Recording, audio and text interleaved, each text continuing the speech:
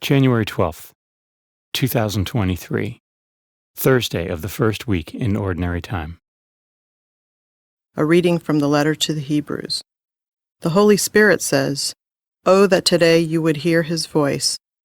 Harden not your hearts, as at the rebellion in the day of testing in the desert, where your ancestors tested and tried me, and saw my works for 40 years.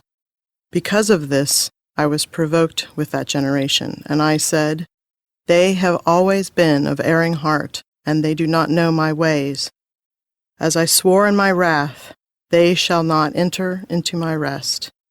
Take care, brothers and sisters, that none of you may have an evil and unfaithful heart, so as to forsake the living God. Encourage yourselves daily while it is still today, so that none of you may grow hardened by the deceit of sin. We have become partners of Christ, if only we hold the beginning of the reality firm until the end." The word of the Lord. Responsorial Psalm. The response is, "If today you hear his voice, harden not your hearts." Come, let us bow down in worship. Let us kneel before the Lord who made us. For he is our God, and we are the people he shepherds, the flock he guides. If today you hear his voice, harden not your hearts.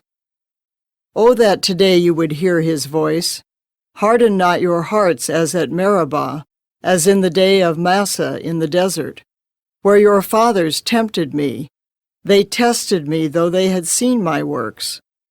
If today you hear his voice, harden not your hearts. 40 years I was wearied of that generation. I said, "This people's heart goes astray. They do not know my ways." Therefore I swore in my anger, they shall never enter my rest. If today you hear his voice, harden not your hearts. A reading from the Holy Gospel according to Mark.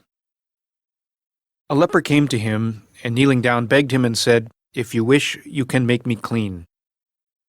Moved with pity, he stretched out his hand, touched the leper, and said to him, "I do will it. Be made clean." The leprosy left him immediately, and he was made clean. Then, warning him sternly, he dismissed him at once. Then he said to him, "See that you tell no one anything, but go, show yourself to the priest, and offer for your cleansing what Moses prescribed. That will be proof for them." The man went away and began to publicize the whole matter. He spread the report abroad so that it was impossible for Jesus to enter a town openly.